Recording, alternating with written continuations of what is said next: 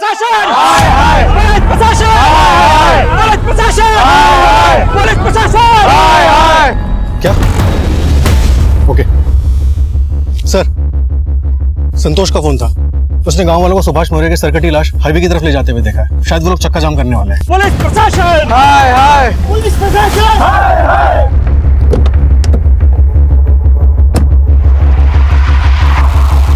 Police प्रशासन, हाय हाय, police प्रशासन, हाय हाय, police प्रशासन, हाय हाय, पुलिस प्रशासन, हाय हाय, पुलिस प्रशासन, हाय हाय, पुलिस प्रशासन, हाय हाय, पुलिस प्रशासन, हाय हाय। रुक जाइए, पुलिस प्रशासन, रुक जाइए। जब तक सुभाष का कटा हुआ सर नहीं मिल जाता और उनके कातिलों का पता नहीं चल जाता, अब हाईवे को जाम कर रखेंगे। चलो बढ़ो आगे।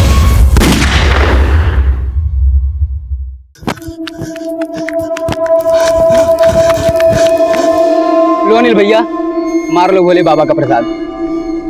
अनिल भैया, वो हमारी साइकिल तो आ जाएगी ना? वो बाबूजी पूछ रहे थे, आपके भरोसे उस सरकारी स्कीम में इतना पैसा लगाया है ना। अनिल भैया गजब हो गया। इतना हाफ क्यों रहे हो? वो सुखाराम की बैल पीछे पड़ गई है क्या? बैल नहीं, पूरा गांव पीछे पड़ा है। वो सरकारी स्कीम वाले लल्लन और बच्ची पांडे दिल्ली की ठगी निकले। वो सिलाई मशीन, ट्रैक्टर, वो सब छूटा था। सारे पैसे लेके भाग गए। अरे कब सुधरेगा तू अनिल? पहले पूरे घर का पैसा डुबोया, अब पूरे गांव वालों को डुबो दिया। अरे खोपड़ी में दिमाग है, उसको चिल्ला मार के फूंक दिया तूने। हम अपने भाई के बेवकूफी के लिए आप सबसे माफी मांगते हैं। गलती तुम्हारी नहीं, तुम्हारे भाई की है। इस काम के सभी लोग तुम्हें बहुत मानते हैं, जिसकी वजह से पंचों ने पुलिस को नहीं बुलाया। पर तुम्हारे भाई की वजह से जिन लोगों के पैसे डूबे हैं वो तो लौटाने ही पड़ेंगे। तुम्हें 1 साल का वक्त दिया जाता है ताकि तुम पर अधिक दबाव ना पड़े।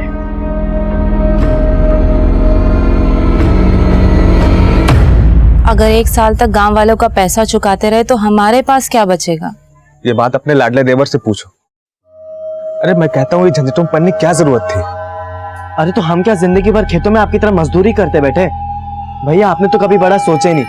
अगर दावा सही लग जाता ना तो जिंदगी संवर जाती हमारी। जिंदगी कोई बछड़ा नहीं है जो पैदा होते ही खड़ा हो जाता है। किस्मत और जिंदगी बदलने के लिए मेहनत करनी पड़ती है। भैया मेहनत करने से सिर्फ जरूरतें पूरी होती है, सपने नहीं। चुप रहो, तुम्हारे सपनों के चक्कर में और कितना झेलेंगे हम? अरे तुम मत झेलिए ना। अरे अनिल, क्यों डांटते रहते हैं हमेशा उसे? भाइयों के बीच की बात है, तुम चुप रहो।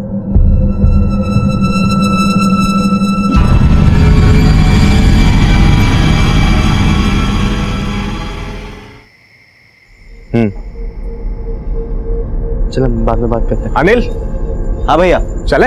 हाँ चले। चला जा।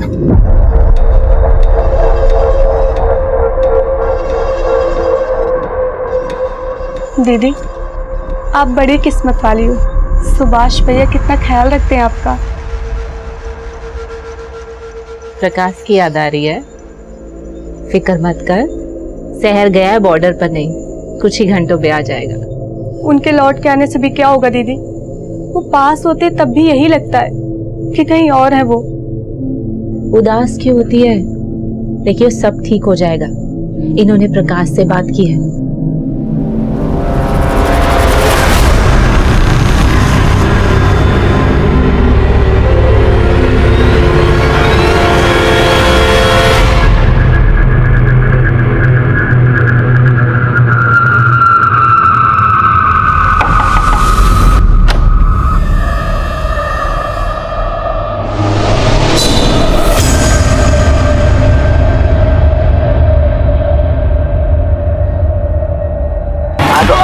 बचाओ! बचाओ, डाकू आ गया! डाकू आ गए!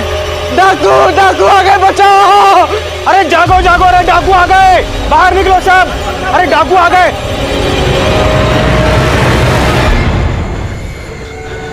अरे तू उन्हें अकेले कैसे छोड़कर आ गया? कौन थे वो लोग? कहाँ लेके गए इन्हें? भाभी हमें कुछ भी नहीं पता। वो बहुत खतरनाक लोग हैं।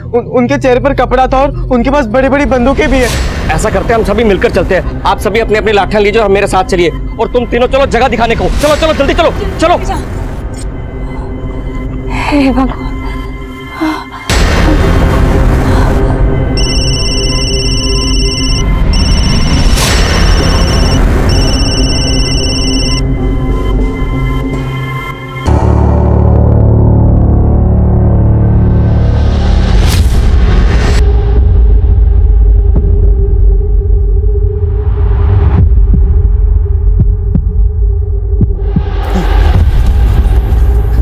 सरपंच जी, ये वही जगह जहाँ पर हम पे हमला हुआ था, वही कई झाड़ियों के पीछे हमें बांध के रखा था।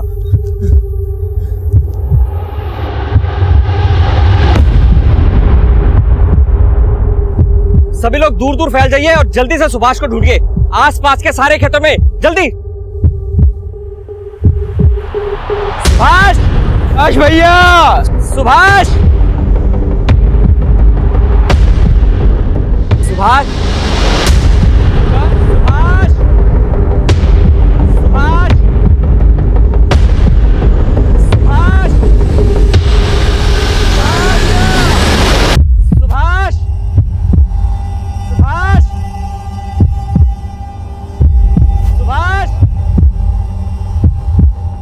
सुभाष।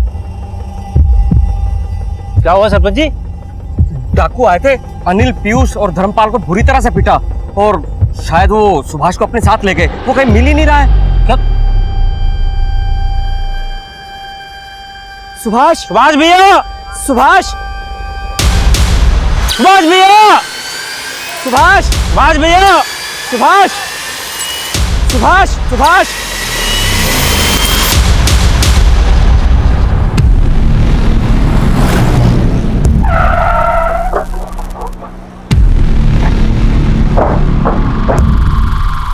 साहब, हमारा नाम धर्मपाल, ट्रांसपोर्ट का काम है हमारा। टेम्पो, ट्रैक्टर ये सब भाड़े पर देते हैं हम। कल रात हिसाब का पैसा लेकर लौट रहे थे तो गमछा पहने 3 लोगों ने हम पर हमला कर दिया, हमें पीटा। एक के पास तो बंदूक भी थी साहब, हमसे हमारे पैसे भी छीन लिए और फिर हमें बांध कर वहीं इंतजार करने लग गए।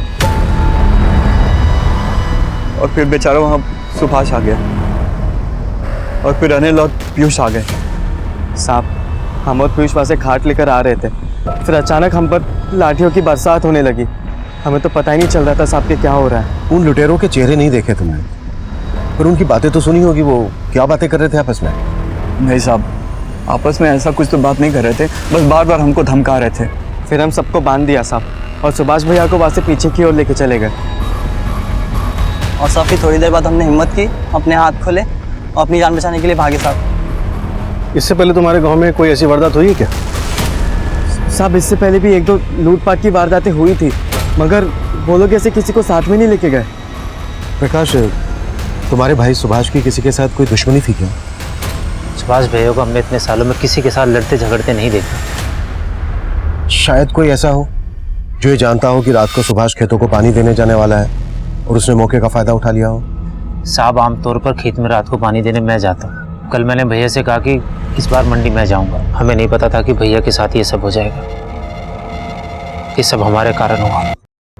अनिल, पीयूष और धर्मपाल तीनों के बयान बिल्कुल एक जैसे हैं। लग तो यही रहा है कि मामला लूट का है, पर एक बात समझ में नहीं आ रही है। अगर ये मामला सिर्फ लूट का है तो फिर वो लोग सुभाष को अपने साथ क्यों ले गए? सर, पूरा खेत और आसपास के जंगलों में छानते हैं।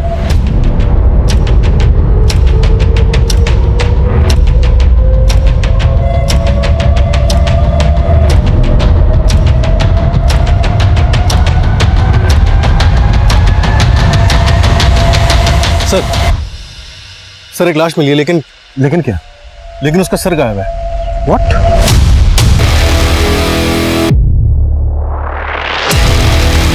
रुक। चाचा, अरे रोक क्या है? तो ले संभाल के पकड़ इसको। इस आदमी ने परेशान करके रख दिया यार। अरे चाचा यार, तू अपना इलाज क्यों नहीं करवाता? पानी पीता कम है, निकालता ज्यादा है। अब जल्दी कर, वो उल्टी खोपड़ी गिरा देगा। हाँ चाचा, बैठो जल्दी यार, बैठो, बैठे। हाँ चले।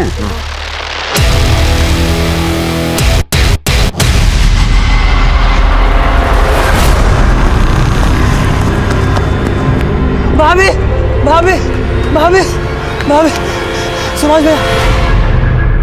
भैया की लाश मिली है। भाभी, भाभी क्या हो गया? हमने उस इलाके के आसपास का सारा जंगल दोबारा से छान मारा। 15 घंटे चली सर्चिंग के बाद भी सुभाष का सर हमें कहीं नहीं मिला। इस दौरान सुभाष के परिवार के साथ साथ पूरा गांव भी हमारे खिलाफ हो गया। पोस्टमार्टम के लिए वो हमें सुभाष का धड़ सौंपने के लिए तैयार ही नहीं थे। उन्हें समझाने के सारे प्रयास विफल रहे और आखिर में बेकाबू हुए गांव वालों ने चक्का जाम करने का फैसला किया। इससे पहले कि कोई अनहोनी घटे, हमें स्थिति को नियंत्रण में लेना था। गांव वालों का खोया हुआ भरोसा वापस जीतना था। देखिए, हम लोग यहाँ आप लोगों की मदद के लिए ही आए हैं। आप लोग यही चाहते हैं ना कि सुभाष के कातिल पकड़े जाएं? हम भी यही चाहते हैं, लेकिन उसके लिए जरूरी है सुभाष का पोस्टमार्टम होना। मेरे भाई का सर चाहिए मुझे। आपने तो हाथ खड़े कर दिए कि उसका सर नहीं मिला। अगर आप लोगों में से कोई हमारी बात को समझ रहा है तो प्लीज समझाइए इसे। देखो, जितनी देर होगी पोस्टमार्टम रिपोर्ट आने में, उतनी ही देर होगी तुम्हारे भाई को इंसाफ मिलने में।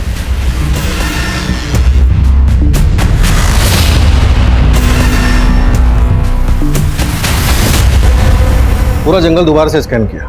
अगर किसी जानवर ने खाया होता तो अब तक मिल जाता। पूरे चांसेस हैं कि लुटेरे सुभाष का सर अपने साथ ले गए होंगे। लेकिन क्यों?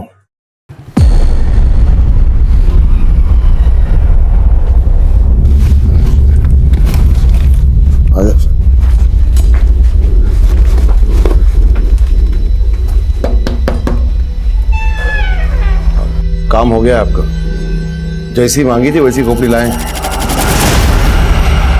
कातिल सर का क्या करेंगे ये बात समझ में नहीं आ रही है। ये लोग पहले से उस जगह पर घात लगाकर बैठे थे। सबसे पहले इन्होंने धर्मपाल को पकड़ा, उसे पीटा, लूटा और बांध दिया। और फिर वहां सुभाष आया, उसे भी पीटा और बांध दिया गया। और फिर यही सब सुभाष के छोटे भाई अनिल और उसके कजिन पीयूष के साथ हुआ। लेकिन इन चारों को बांधने और पीटने के बाद उन्होंने सिर्फ सुभाष को चुना। उसे घसीट कर ले गए, उसका सर काटा, सर अपने साथ ले गए। ये भी तो हो सकता है कि ये मर्डर करने के इरादे से ही आए हो, लूटे कवर अप हो। सर, अक्सर खेतों में पानी छोड़ने के लिए सुभाष का छोटा भाई प्रकाश जाता था, पर उस रात प्रकाश ने सुभाष किया। हो सकता है कि टारगेट प्रकाश रहा हो और सुभाष गलती से मारा गया। ये भी तो हो सकता है कि प्रकाश ने जानबूझकर अपने भाई सुभाष को भेजा ताकि वो मारा जाए। सर, सबसे छोटा भाई अनिल कभी रातों को खेत में नहीं जाता था, लेकिन उस रात गया। एक काम करते हैं श्रीवास्तव, प्रकाश, अनिल, पीयूष और धर्मपाल, इन चारों को फिर से टटोलते हैं। शायद कुछ हाथ लग जाए। हो सकता है मामला घर का ही हो। और पता करो सुभाष और उसके परिवार की गांव में किसी के साथ कोई दुश्मनी तो नहीं थी। सुभाष बहुत ही अच्छा आदमी था, उसकी किसी के साथ कोई दुश्मनी नहीं थी। आप गांव में किसी से भी पूछ सकते हैं, सब यही बताएंगे आपको। जी साहब, सुभाष को इससे पहले कभी किसी से लड़ते झगड़ते नहीं देखा है। और अपने घर के लोगों से? सब वैसे तो तीनों भाइयों में बड़ी अच्छी बनती थी, पर छोटा भाई अनिल थोड़ा बिगड़ा हुआ है। उसकी किसी फर्जी स्कीम के चक्कर में कुछ गांव वालों के पैसे भी अटके हुए थे, और गांव वालों का इसके बारे में उसके साथ झगड़ा भी हुआ था, और सुभाष ने सबके सामने उसको थप्पड़ भी मारा था।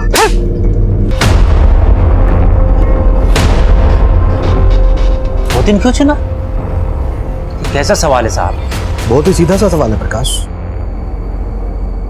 रोज खेतों को पानी देने तुम जाते थे और तुम्हारा भाई सुभाष मंडी, लेकिन उस दिन उल्टा हुआ और तुम्हारा भाई मारा गया। पर मुझे मालूम होता उस दिन वहां कुछ ऐसा होने वाला है, मैं खुद जाता, भैया को कभी नहीं जाने देता। सब सुभाष, प्रकाश और अनिल, जहाँ तक हम जानते हैं तीनों भाइयों में बहुत अच्छी बनती थी। सीधे साधे लोग हैं साहब। आप बार बार हमसे वही सवाल क्यों पूछ रहे? साहब, हमने हमारे भैया को खोया है, और साहब हमें परेशान करने से अच्छा आप जाके भैया के कातिलों को ढूंढिए। हमें आपको जो कुछ भी बताना था ना, हम आपको सब बता चुके। ठीक से याद कर लो अनिल, क्या वाकई में तुमने हमें सब बता दिया? जी साहब, सब बता चुके। पूरी पंचायत के सामने तुम्हारे भैया सुभाष ने तुम्हें थप्पड़ मारा था, ये बात तो तुमने हमें बताई नहीं, और ना ही अपनी उस फ्रॉड सरकारी स्कीम के बारे में हमें बताया। साहब, अनिल ने जानबूझ के फर्जी स्कीम सबको नहीं बेची थी साहब, और सब धोखा तो हमारे साथ भी तो हुआ ना साहब। लेकिन सुभाष ने इसके लिए अनिल को जिम्मेदार ठहराया था, उसकी बेइज्जती की थी सबके सामने, इसलिए अनिल ने और तुमने मिलकर सुभाष को ही कहीं। ये क्या बोल रहे साहब आप? ना मैं ऐसा कर सकता हूँ ना अनिल। तो क्या प्रकाश ऐसा कर सकता है? आप पागल हो गए? हमारे लिए और प्रकाश भैया के लिए सुभाष भैया पिता समान थे। साहब, कुछ भी बोले जा रहे हो आप। गुस्से की धार अक्सर रिश्तों की डोर काट देती है। जब सुभाष ने सबके सामने तुम्हें थप्पड़ मारा था, गुस्सा तो आया होगा तुम्हें। तीनों भाइयों का रिश्ता इतना कच्चा नहीं था साहब। लेकिन ये बात एकदम पक्की है कि किसी ने तगड़ी दुश्मनी निकाली तुम्हारे भाई से, वरना कोई उसका सर काट के क्यों ले जाता? अगर दुश्मन घर के भीतर का नहीं है तो फिर कौन हो सकता है? हम नहीं जानते। पता नहीं साहब।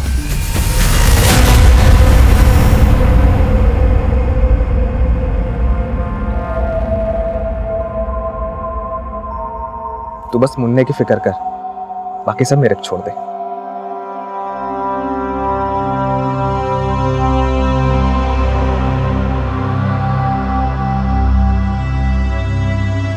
दीदी, मुझे कुछ ठीक नहीं लग रहा है। प्रकाश कभी मंडी नहीं जाते थे, लेकिन उस दिन गए। उस रात जब ये सब हुआ तो हमने उन्हें फोन भी किया था। उन्होंने फोन काट दिया और फिर बंद कर लिया। क्या ये सब इत्तेफाक है? प्रकाश, अनिल, पीयूष, धर्मपाल सबके सब एक ही बात दोहरा रहे हैं। इनमें से कोई तो है जो कुछ छुपा रहा है। कुंडली निकालो सबकी। सर, जिस तरह से सर काटा गया उससे लगता है किसी पेशेवर का काम है। 3 लोग थे, किसी गैंग से जुड़े हुए हो सकते हैं। शायद सुभाष के किसी दुश्मन ने सुपारी दी हो। पंजरिया गांव के आसपास के हिस्ट्री शीटर्स को खंगालो, खबरियों को लगा दो काम पर। और रिकॉर्ड्स कब तक आ रहे हैं? कल तक आ जाएंगे सर। गुड। मर्डर का मोटिव पता करना होगा। सुभाष को क्यों मरवाया गया और उसके सर के साथ क्या किया गया।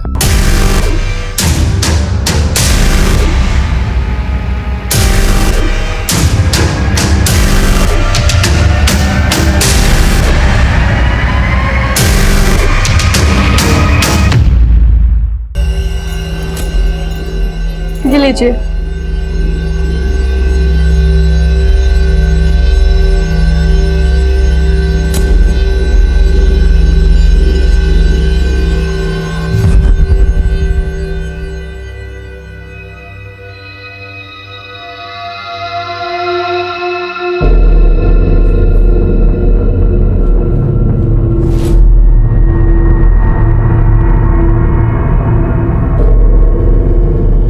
साहब, सुभाष के घर पे तो मातम सा छाया हुआ। उसके परिवार के हर मेंबर पे नजर रखे, लेकिन कोई हरकत नहीं दिखाई दी। सब लोग शोक में ही हैं। और पंजरिया में कोई नया बंदा दिखा जिसने शायद सुभाष की सुपारी ली हो? वो काम भी चल रहा है सर। सुपारी लेने वाले सभी गैंग में छानबीन कर, जैसे कुछ पता चलता है मैं आपको बताता हूँ। भाभी, अगर उस दिन हम भैया की जगह मंडी नहीं गए होते, आज सुभाष भैया। हमने उस रात आपको फोन भी किया था, आपने फोन काट दिया और फिर बंद कर दिया। क्यों? हम भाभी से बात कर रहे हैं। अंदर जाओ। हमसे कुछ छुपा नहीं है। ज्यादा होशियार मत दो। क्या बात करें तुमसे? जब से तुम इस घर में आई हो ना, पूरा सुकून छीन लिया है।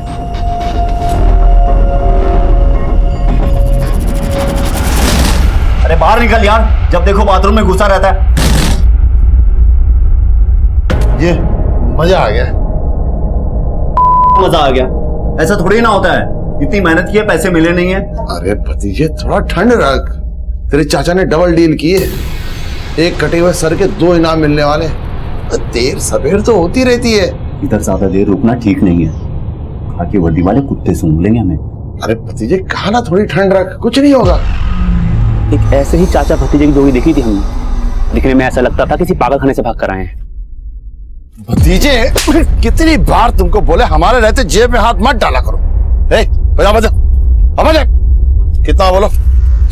40। सब कितना नहीं है चाचे। कितनी बार बोले हैं घर से निकलो छुट्टे रखा करो।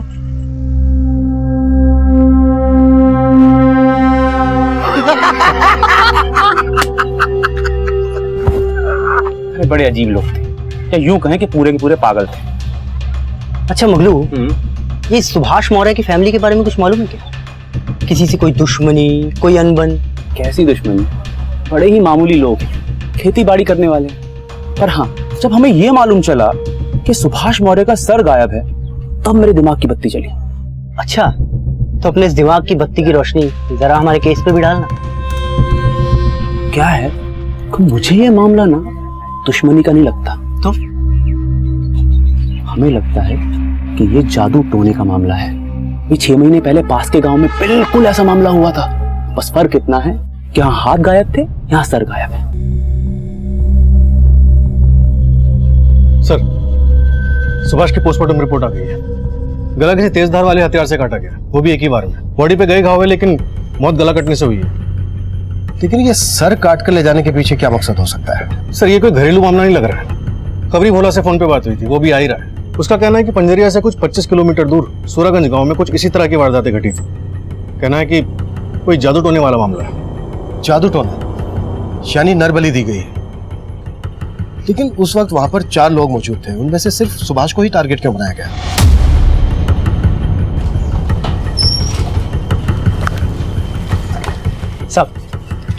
सब एक काम की खबर लाया। बोल। वो अपना हिस्ट्री शीटर है ना, विराज बनारसी, पंजरिया में देखा गया।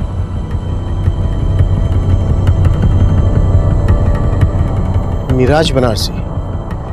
मिराज बनारसी लूट के काफी बड़े केसेस में इन्वॉल्व रहता है। तो 2000 रुपए की लूट के लिए इतनी मेहनत क्यों करेगा? बाद में कोई वजन नहीं है। एक भारी खबर भी लाया साहब। बोलना। गांव में 2 नए कबूतर आए हैं, चाचा भतीजे की जोड़ी। देखने में पागल टाइप के हैं। सर, हो सकता है कि उनका इस केस में कोई हाथ हो। चाचा भतीजे की जोड़ी। जिसने भी इस जोड़ी को देखा है उसकी मदद से इनके स्केचेस बनवा। और ये जादू टोने के बारे में क्या बोल रहा था? हाँ साहब, वो सूरागंज गांव है ना साहब, वहाँ पे भी ऐसे 2 केस सामने आए। 2 लाशें मिली, एक का सर गायब है और एक का हाथ। हमें इस जादू टोने वाले एंगल में और घुसना चाहिए, क्योंकि सर काटने के पीछे ही वजह हो सकती है। बोला, सुभाष की फैमिली को और खंगालो। अनिल, प्रकाश, धर्मपाल और पीयूष, इन सबके पुराने पापों की पड़ताल कर। चल निकल। सूरजगंज में जो लाशें मिली हैं, सर कटी हुई और हाथ कटी हुई, इनका पूरा चक्कर पता करो, लेकिन अपने खुफिया तरीके से। किसी को कानो कान खबर नहीं लगनी चाहिए। समझ गया सर।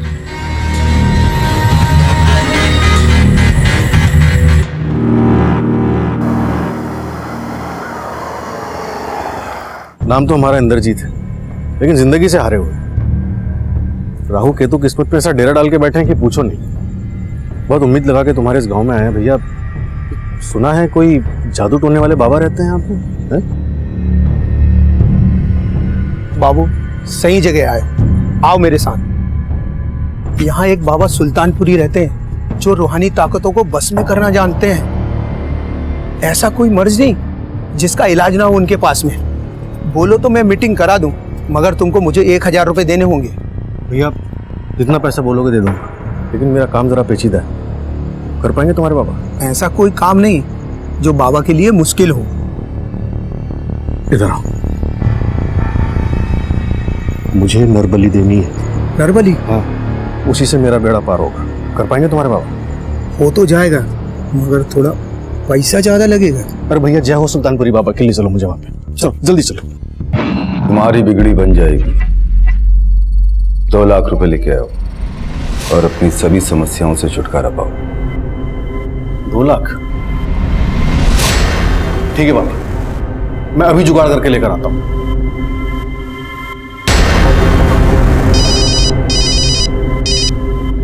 हाँ श्रीवास्तव, सूरजगंज का बाबा सुल्तानपुरी नरबली करने के लिए तैयार हो गया सर। ले आओ इस बाबा को। अब इस पर जादू टोना हम करेंगे हमारे तरीके से। सर।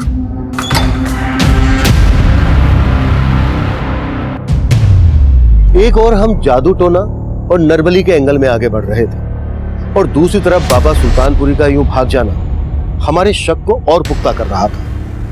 हम हर उस दरवाजे पर दस्तक दे रहे थे जो इस केस का रास्ता खोल सकता था।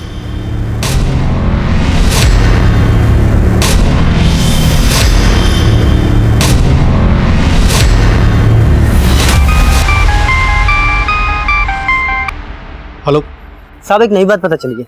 ये सुभाष का भाई प्रकाश पहले धर्मपाल के वहाँ काम करता था, लेकिन अभी कुछ दिनों पहले धर्मपाल ने उसे नौकरी से निकाल दिया। ये बात ना धर्मपाल ने बताई और ना ही प्रकाश ने। लगता है सुभाष की फैमिली काफी कुछ छुपा रही है उनसे।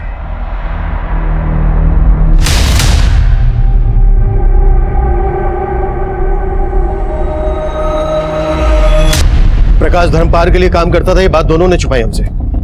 सर मैंने धर्मपाल के कॉल रिकॉर्ड्स भी स्कैन किए। पिछले 1 महीने में उसके एक नंबर से 2-3 बार लंबी बातें हुई हैं।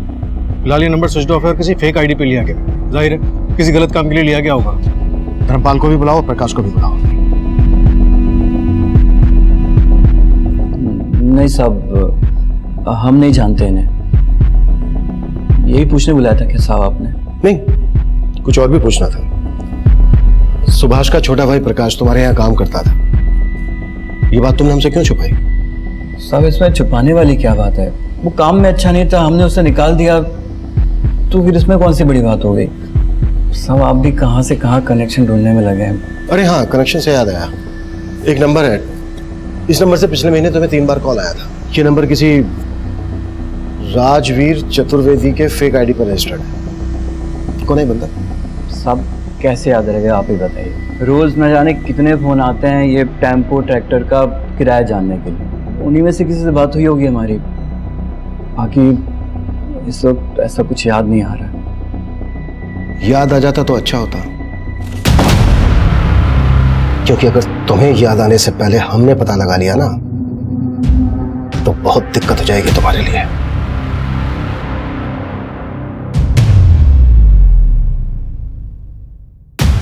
सर हम इन फोटो के बारे में बता चुके हैं, हम इनमें से किसी को नहीं जानते। सर हम धर्मपाल के यहाँ नौकरी करते थे, उसको सही नहीं लगा, उसने हमें निकाल दिया। प्रकाश तुम्हें क्या लगता है ये धर्मपाल मरवा सकता है तुम्हारे भाई को? तुम्हारे भाई की कोई दुश्मनी रही है धर्मपाल के साथ?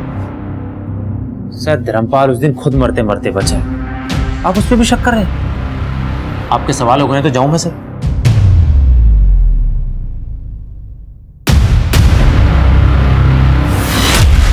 सच बोल रहा हूँ भाई, सुभाष ने प्रकाश की शादी उससे बिना पूछे तय कर दी थी। एक बार हमसे पूछ तो लेते, हमें नहीं करनी है शादी। अरे इसमें पूछने वाली बात क्या है प्रकाश? हमारे बाबूजी ने हमसे पूछ के शादी की थी हमारी। अब देख हमने जुबान दे दी तो हमारी जुबान की कोई कीमत नहीं है क्या? शादी तेरी सुमन से ही होगी, बस बोल दिए हम। हाँ सच है कि हम सुमन से शादी नहीं करना चाहते, नाराज थे भैया से। इसका मतलब ये तो नहीं कि हम अपने भैया को मार दें। अगर हमें मारना ही होता ना तो हम अपनी बीवी को नहीं मार देते। मतलब मारने के बारे में तुमने सोचा जरूर था? हम तो ये सोच रहे हैं साहब, आपके गोल गोल घुमाने में दिलचस्पी है, हमारे भैया के कातिलों को ढूंढने में नहीं। हमें शादी के खिलाफ थे, लेकिन हम अपने भैया के फैसलों की इज्जत करते थे। सुमन के साथ शादी करके खुश हो तुम? जी नहीं, काट रहे, बिना किसी शिकायत के काट रहे।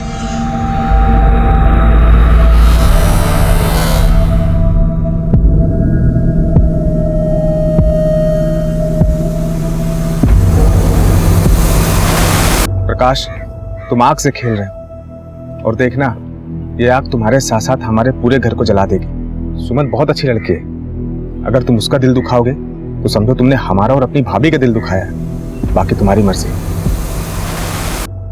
सर, बाबा सुल्तानपुरी के कॉल रिकॉर्ड्स में रेवापुर के ललित चौधरी का नंबर काफी बार फीचर हुआ है। जब मैंने रेवापुर थाने में इस बारे में बातचीत की तो पता चला कि वो गांव का मुखिया हुआ करता था, लेकिन झाड़ फूक और जादू टोने में धंसा होने के कारण लोगों ने उसका बहिष्कार किया और उसे हटा दिया। और सर इस ललित चौधरी की केस हिस्ट्री भी काफ़ी काली रही है। और ये भी पता चला है कि कुछ दिन पहले बाबा सुल्तानपुरी ललित चौधरी से मिलने के लिए रेवापुर गांव गया था। ये मुखिया इस केस की मुख्य कड़ी बन सकता है। उठा लो इस ललित चौधरी को। सर। कौन सुभाष और ये कौन बाबा सुल्तानपुरी?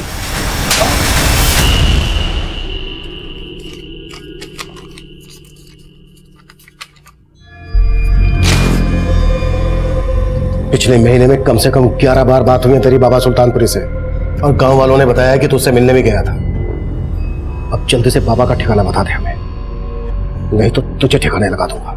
अरे साहब, गांव वालों को तो पता नहीं किसी जन्म का बैर है मुझसे। झाड़ फूक के झूठे इल्जाम में मुझे मुखिया की कुर्सी से हटा दिया।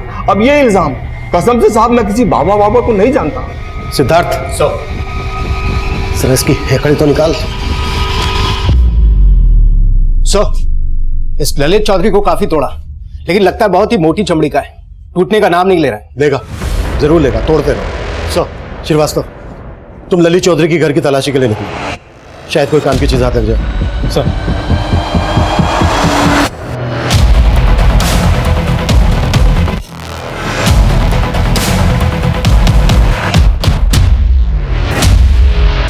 आपने बिल्कुल सही सुना है साहब, ये ललित चौधरी झाड़ फूक में बहुत माहिर है। कई बाबाओं से ताल्लुक है इसके, और कई बार तो रात में अपने खेत में जाके पता नहीं कौन सी काली विद्याएं आजमाता है। ये ललित चौधरी का खेत कहाँ पर है?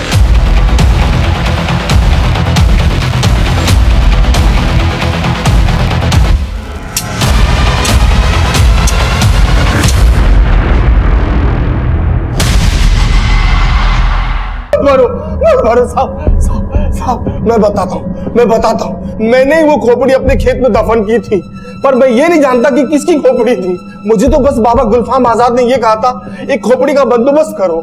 अब ये नया बाबा कहाँ से आ गया? बाबा गुलफाम आजाद दिल्ली में रहते हैं, काली विधाओं में माहिर हैं। उन्हें किसी काम के लिए ये खोपड़ी चाहिए थी, बस ये बात मैंने बाबा सुल्तानपुरी को बताई, उन्होंने खोपड़ी लाके दी, बस साहब, इसके अलावा मुझे कुछ नहीं मालूम है साहब। पूरे चांसेस हैं कि ये खोपड़ी सुभाष की ही है। फिर भी कंफर्मेशन के लिए डीएनए टेस्ट करवाओ और दिल्ली वाले बाबा गुलफाम आजाद से भी जाकर मिलो। Yes sir.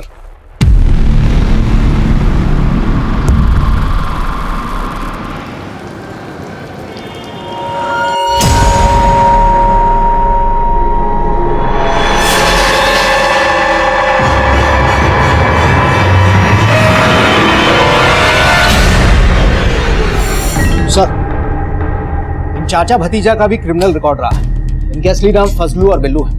पंजाब में लूट और मारपीट के 2-3 केसेस में इनका नाम उछला था, कुछ टाइम अंदर भी थे। सुभाष की मौत के आसपास फजलू और बिल्लू पंजरिया में देखे जाते हैं। हो सकता है इस बार ये चचा भतीजे मारपीट और लूटपाट से आगे निकल गए हो, मर्डर की सुपारी ली हो। हिस्ट्री शीटर मिराज बनारसी भी इसी दौरान देखा जाता है। कातिल कुल 3 लोग थे। अगर देखा जाए तो कड़ियां जुड़ तो रही हैं, लेकिन कई सवाल भी खड़े कर रही हैं। अगर हम ये मानकर चलें कि इन चाचा भतीजे ने बाबा सुल्तानपुरी को इंसान की खोपड़ी सप्लाई करने के लिए सुभाष का सर कलम किया, तो सवाल ये उठता है कि सुभाष ही क्यों, अनिल, पीयूष और धर्मपाल क्यों नहीं?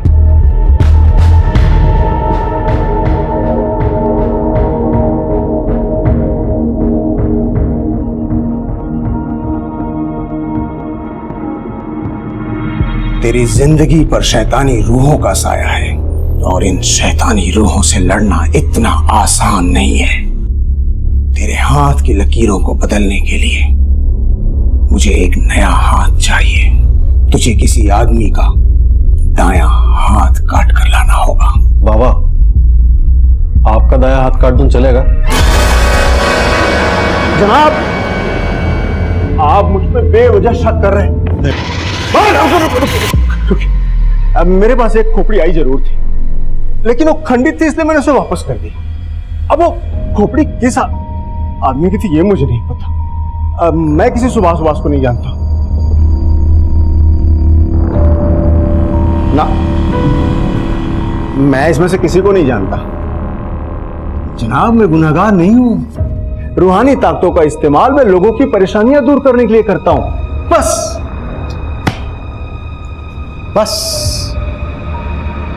अब खुद की दूर करने के लिए करना, क्योंकि जेल में तुझ पर बहुत सी परेशानी आने वाली है।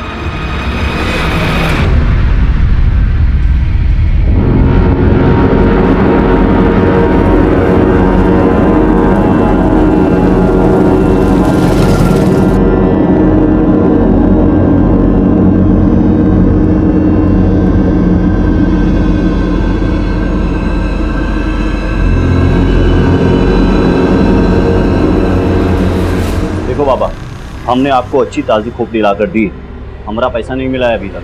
अब हमारी खोपड़ी खराब हो रही है। आपको पता है हम कब से अंडरग्राउंड है। ए लड़के, आवाज नीचे। ओ बाबा जी, अरे भतीजे को धमकाना मत, हमारा पैसा दे दो, हम चले जाएंगे। पैसा अभी नहीं मिल सकता, नई खोपड़ी ले आओ, दुगना मिल सकता। क्या सोच रहे हो चाचा? उड़ा दो अपने भतीजे की खाली खोपड़ी और परोस दो इस बाबा को। अरे बात तो सुनिए साहब, ये सुनिए बात। अरे लेकिन ये वो हमने क्या भाई? हमारे हाथ सिर्फ वो चाचा भतीजा ही नहीं बल्कि बाबा सुल्तानपुरी भी लगा। तीनों एक ही जगह पर एक ही साथ धर लिए गए।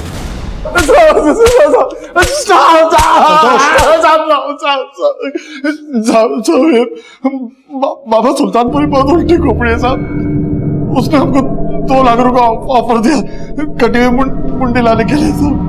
साहब, मुझे ललित चौधरी ने 5 लाख रुपए देने का वादा किया था। उसे एक इंसानी खोपड़ी चाहिए थी साहब। उसने कहा था काम खत्म होने के बाद पैसे देगा। मुझे बाबा गुलफाम आजाद ने 20 लाख रुपए देने का वादा किया था। किसी विधि के लिए उन्हें खोपड़ी चाहिए थी। जब उन्होंने खोपड़ी देखी तो वो नाराज हो गए। क्यों? ये नहीं चलेगी, इसके जबड़े टूटे हुए हैं। बाबा बड़ी मेहनत से मिली है, आप बोले तो गोंद से चिपका दूं। ले जा इसे, ये मेरे किसी काम की नहीं है। पर सुभाष को ही क्यों मारा? सुभाष के अलावा उस वक्त वहां पर 3 लोग और भी थे। सुभाष को ही क्यों टारगेट बनाया गया? साहब ये चुनाव मिराज बनारसी ने किया है, मर्डर भी उसी ने किया साहब, हमने नहीं किया। एक मिनट, ये मिराज कहाँ से आ गया बीच में? खोपड़ी की डील तो बाबा सुल्तानपुरी से हुई थी ना तुम्हारी? साहब वो हमें डबल डील मिला था साहब। कैसी डबल डील? देखो हमको किसी को टपकाने का काम मिला हुआ है, लेकिन काम बहुत फैला हुआ है, हमसे अकेले होगा नहीं। देखो मिराज भाई, हम लोगों ने आज तक कभी फुल मर्डर नहीं किया है और ना ही करना चाहते हैं। क्यों भतीजे? सही कहा चाचा। पहले पूरी बात तो सुनो। मारूंगा मैं ही, तुमको सिर्फ साथ देना है। देखो मुझे 1 लाख मिल रहा है, 50 तुमको दूंगा। मिराज भाई फेंको मत, हम जानते हैं आप 2 लाख से कम में काम नहीं करते। तो ठीक है, आखिरी ऑफर 80 दूंगा। बोलो साथ दोगे या कोई और बंदा ढूंढूं? लेकिन हमारी एक शर्त है। कैसी शर्त? मतलब हमको मुनाफा डबल मिलेगा साहब, किसी को मारना भी नहीं पड़ेगा और मुंडी भी मिल जाएगी, जिसकी हमें वो सुल्तान बाबा 2 लाख रुपए देने वाला था। और बनारसी 80,000 देगा। मुंडी काटनी है? मुंडी का क्या करोगे तुम? दरवाजे में लटकाएंगे। आपको क्या करना है मिराज भाई? पेट में छुरा मारने वाले हो, गर्दन में मार देना। फिर ठीक है, मुंडी तेरे को गिफ्ट किया। साहब वादे के मुताबिक मिराज ने तो 80,000 दे दिए, लेकिन बाबा सुल्तानपुरी से पैसे नहीं मिले। मुझे भी नहीं मिले साहब, ललित चौधरी ने दिए ही नहीं मुझे पैसे। मुझे भी नहीं मिली। बाबा गुलफाम को खोपड़ी में दरार जो दिख गई। मतलब मिराज को सुपारी मिली थी सुभाष को मारने की, ये सही है? हाँ किसने दी थी? ये तो मेरा जाने साहब, हम आम खाते पेड़ नहीं गिरते। सुभाष को मारने की सुपारी मुझे धर्मपाल ही दी थी साहब। उस रात को जो वो सब प्लान के मुताबिक हुआ, ताकि धर्मपाल पे किसी को शक न जाए साहब। लेकिन एक गड़बड़ हो गई जो हमने सोची भी नहीं थी।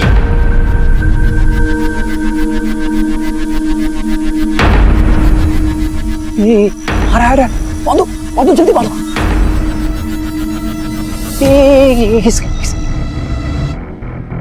अरे ये तो सुभाष है यार, उसका बड़ा भाई। अरे तुमको जो खोपड़ी चाहिए किसकी भी चलेगी, तो अपने भतीजे के काट कर जा।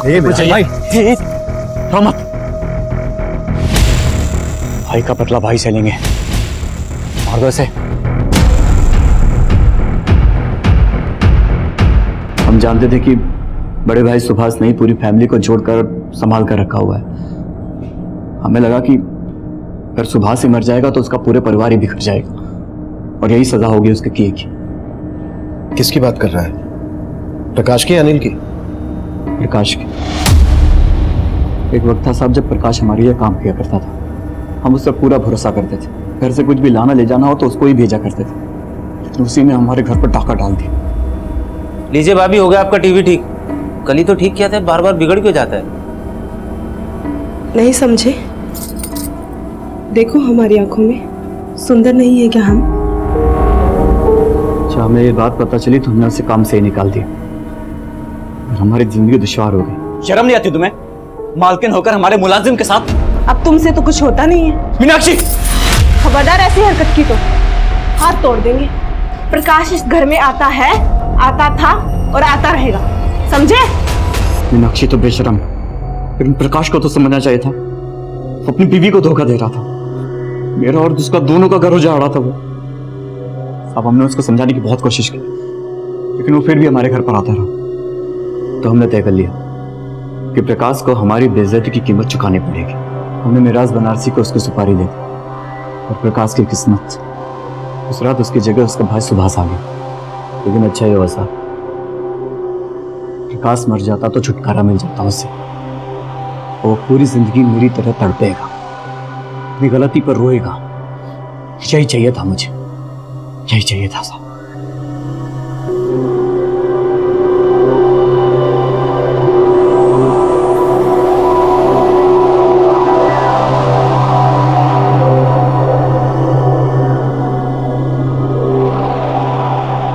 धर्मपाल जुडिशियल कस्टडी में है। धर्मपाल की पत्नी मीनाक्षी ने कोर्ट में डिवोर्स फाइल कर दिया है, और दिल्ली से पकड़े गए बाबा गुलफाम आजाद ने इंटरोगेशन में ये कन्फेस किया कि वो देश के 5 राज्यों में ऑर्गन सप्लाई का रैकेट भी चला रहा था। धर्मपाल के अंदर एक लावा उबल रहा था। उसकी पत्नी की बेवफाई और ताने उसकी मर्दानगी को चोट पहुंचा रहे थे, और आखिर एक दिन ये लावा फटा, जिसमें एक निर्दोष अपनी जान गंवा बैठा। सुभाष को इस बात का आभास बहुत पहले ही हो गया था कि उसका भाई आग से खेल रहा है। उसने होने वाले जुर्म की दस्तक महसूस की थी और सबको चेताया भी था, पर अफसोस इत्तेफाक के रचे इस खेल ने सुभाष को इस जुर्म का शिकार बना दिया। इस केस में एक और पहलू सामने आया जो हमारे समाज का बहुत बड़ा दुश्मन है। झाड़ फूंक, मैली विद्या, जादू टोने, अंधश्रद्धा। अक्सर ये टोटके डर के साए में पनपते हैं और ढोंगी पाखंडी बाबा इसकी आड़ में भय का कारोबार करते हैं। किसी दूसरे इंसान की बलि देने से आपकी जिंदगी के सारे कष्ट दूर हो जाएंगे। ये बात सुनने में ही कितनी वाहियात और घिनौनी लगती है, लेकिन दुखद सच्चाई यही है कि लोग न सिर्फ इस पर विश्वास करते हैं बल्कि अमल भी करते हैं। हमारा इस केस को दिखाने का मकसद है देश में चल रही ऐसी अमानवीय रीतियों के खिलाफ लोगों को जागरूक करना। दूसरे लोगों की गलतियों से, उनके अनुभवों से सीखना ही समझदारी है। अब मैं सीनियर इंस्पेक्टर अभिमन्यु जिंदल आपसे इजाजत लेता हूं।